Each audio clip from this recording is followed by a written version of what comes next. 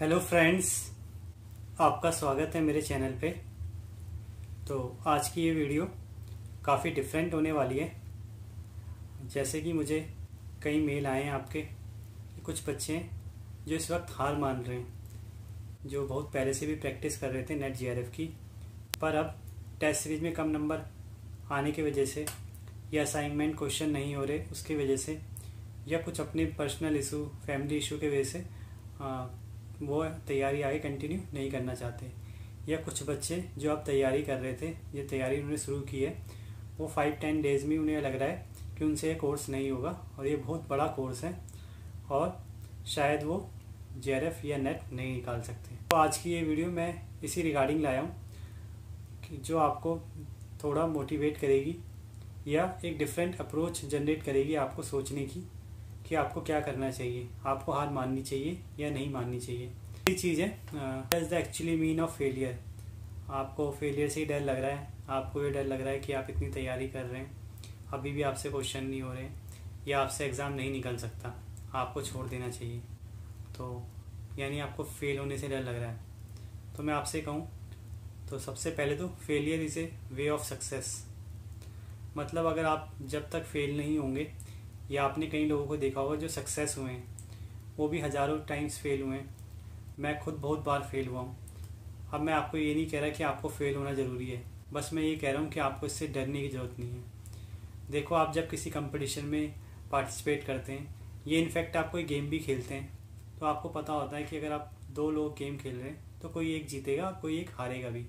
ऐसा कभी नहीं होगा कि दोनों जीत जाएंगे अगर मैच नॉर्मल तरीके से होता है तो आप इसी बात से सीखिए कि आप कंपटीशन में जब आप बैठे हैं तो ये तो हो गई कि सीट काफ़ी लिमिटेड है कि कोई ना कोई फेल भी होगा, पर आप उनको सोचिए जो पास भी होंगे और जो फिर भी फाइट कर रहे हैं। और जब आप गेम खेलते हैं तो कोई एक साइड पास भी होता है या जीतता भी है। मतलब आपको फेलियर से भी सीखना है और दूसरों की सक्सेस से भी सीखना है। खुद को आप बस मोटिवेट करते रहें और आगे बढ़ते रहें। फेलियर सिर्फ एक रिज़ल्ट को डिफ़ाइन करता है, आपको नहीं। ये बात हमेशा याद रखना। अब सेकंड चीज़ है, तो क्या चीज़ है जो फेलियर से भी ज़्यादा खतरनाक है, जो आपको लग रही है या जो आपको हो रही है? तो मैं आपको कहूँगा फेलियर से भी सबसे बड़ी चीज़ है कावर्डनेस। मतलब आप कितना डरते हैं। क्या आप कावर्ड तो नहीं है? कहने का मतलब ये है कि फेल होना फिर भी मुझे लगता है बहुत बेहतर है इससे कि आप डर के भाग गए। मतलब आप किसी एग्ज़ाम को आधे में छोड़ के चले गए ये सोच के कि आप आगे फेल हो जाएंगे। तो मैं आपसे इतना कहना चाहूँगा कि आप बात की सोच रहे हैं, आप तो अभी फेल हो गए हैं, क्योंकि बिना ही रिज़ल्ट आए आपने चीज़ों को छोड़ दिया है।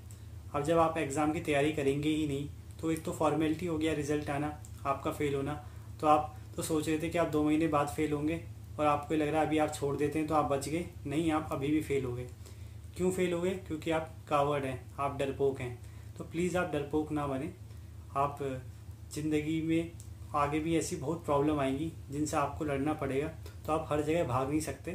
तो यहीं से आप सीखें एग्ज़ाम प्रिपरेशन से कि आपको कम से कम लास्ट मिनट तक लड़ना है। मैं हमेशा आपसे कहता हूँ कि अगर आप एग्ज़ाम से 1 मिनट पहले भी हार गए ना, तो भी आप रह जाएंगे। क्यों? क्योंकि आपसे पीछे कोई वेट कर रहा है आगे बढ़ने का। तो इसलिए प्लीज़ आप एग्ज़ाम को जब तक न दे नहीं देते तब तक आप हार ना माने। रिज़ल्ट क्या आएगा क्या नहीं आएगा ये सब कंपटीशन पे डिपेंड करेगा, पर आप पे क्या डिपेंड करता है कि आपको पूरी समझदारी से, पूरी तैयारी से, अपनी पूरी मेहनत से एग्ज़ाम देना है। तो अगर आप लास्ट वक्त तक एग्ज़ाम देते हैं तो कुछ ना कुछ अच्छा ज़रूर निकल के आएगा। इसकी मैं आपको गारंटी देता हूँ। थर्ड चीज़ है, तो फेलियर और कावर्डनेस में क्या डिफरेंस है? तो मैं ये कहूँगा फेलियर और कावर्डनेस में बस इतना डिफरेंस है कि फेलियर कभी हैबिट नहीं होती और फेलियर एक सक्सेस होने के लिए एक पाथ है। मतलब आप फेलियर से कुछ सीख सकते हैं। और कावर्डनेस अगर आपकी हैबिट हो जाएगी ना, तो आप लाइफ में कुछ नहीं सीख पाएंगे और ना कुछ पा पाएंगे।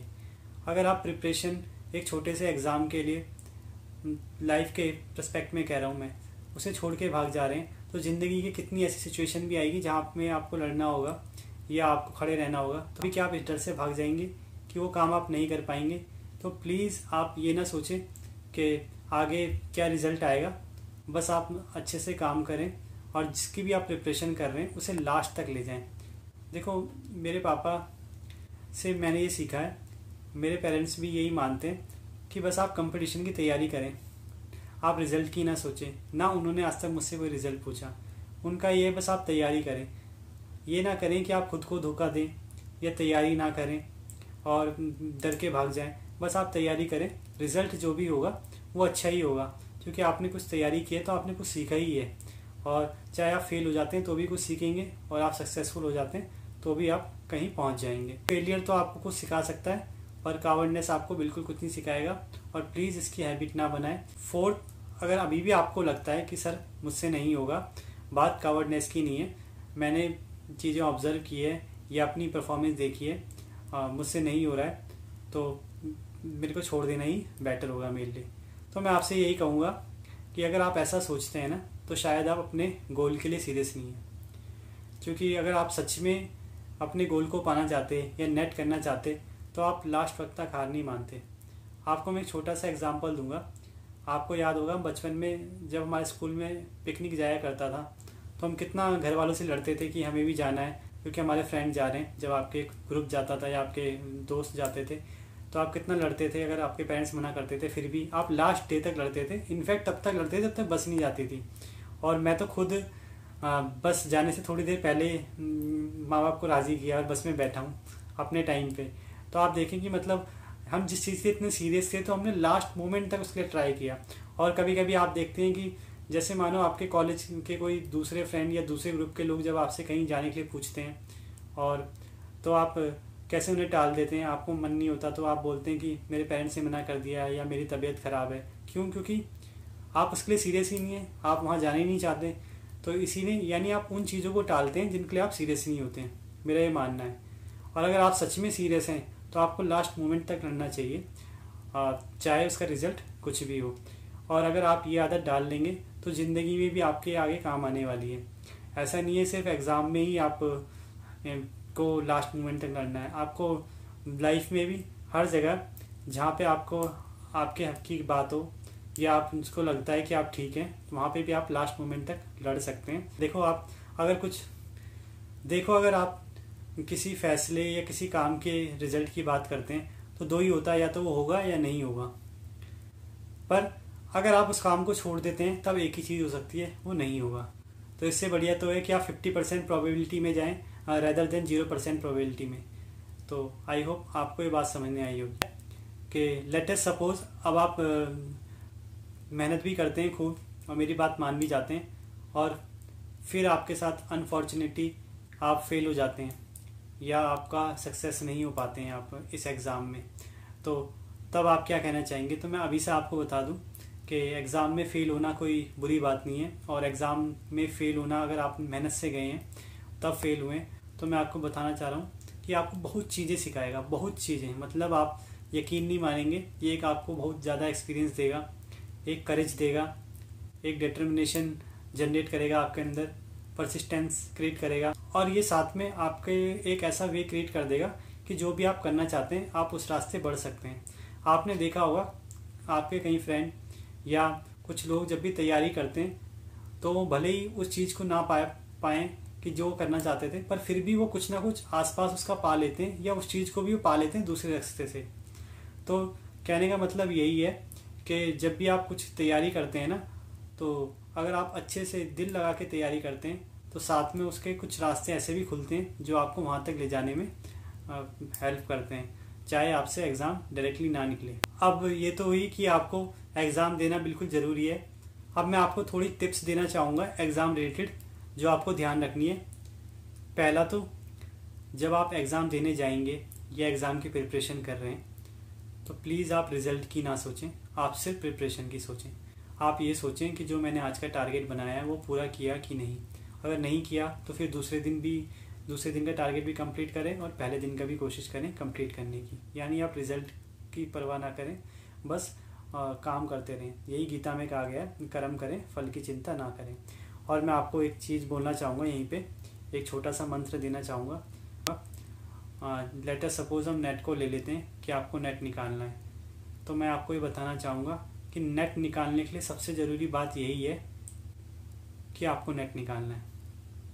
अगर ये बात आपने लास्ट तक रख ली ना कि आपको नेट निकालना है, तो आपको ज़रूर नेट निकल जाएगा। पर अगर आप इस बात से कहीं भी पीछे हट गए तो शायद ये आपको मुश्किल क्रिएट करेगा। नेक्स्ट टिप है कि डिप्रेशन, एंजाइटी, फेल होना और कम मार्क्स लाना, ये सब सबके साथ होता है। प्लीज़ इसे नॉर्मल समझ के आगे चलें। अगर आप ये सोच के तैयारी छोड़ देंगे तो मैं आपसे ये कहूँगा, इससे आपको दो नुकसान होंगे। एक तो आपने जो पीछे टाइम दिया वो बर्बाद हो गया, और एक आप उस एग्ज़ाम के मिड में फंस गए हैं तो आगे वाला टाइम भी आप यूटिलाइज़ नहीं कर पाएंगे। ऐसा कुछ कभी भी नहीं होगा कि आपको लगता है कि अब मैं रोज़ 4 घंटे पढ़ता था तो अब नहीं पढ़ूँगा तो इन 4 घंटे में आप कुछ बड़ा कर देंगे, ठीक है। तो मतलब आप उन्हें भी बर्बाद करेंगे जब तक एग्ज़ाम नहीं आ जाता। तो इससे बढ़िया है कि आप अपनी तैयारी को और ज़्यादा स्ट्रॉन्ग करें और अपनी मेहनत को बढ़ाते रहें। लास्ट टिप है कि आपको जब भी लगता है कि आपको डिमोटिवेशन है, एंजाइटी है, प्रेशर है और क्या कहते हैं आपसे नहीं हो रहा, तो मैं आपसे यही कहूँगा कि आप अपने किसी अच्छे दोस्त से बात करें, अपने किसी फ्रेंड से बात करें। आपसे को कोई नहीं मिल रहा, मुझे मेल करें, पर प्लीज़ आप हार ना मानें। देखें, आप किसी जंग में आप जब आए हैं तो कम से कम आप लड़के तो जाएं। कोशिश करना कि आपको लास्ट मोमेंट तक लड़ना है और बहुत अच्छा करना है। और कुछ बच्चे हैं जो किस्मत के भरोसे भी बैठे हैं और कहते रहते हैं सर किस्मत में होगा तो नेट हो जाएगा। तो मैं आपसे यही कहूँगा कि किस्मत जैसी चीज़ को मैं भी मानता हूँ, पर मैं इस बात को भी मानता हूँ कि किस्मत वालों को हमेशा उतना ही मिलता है जितना मेहनत करने वाले पीछे छोड़ के चले जाते हैं। तो आई होप आपको ये बात समझ में आई होगी, और आगे भी ऐसी मोटिवेशनल वीडियो देखने के लिए चैनल को सब्सक्राइब करें, वीडियो को लाइक करें और शेयर करें। Thank you.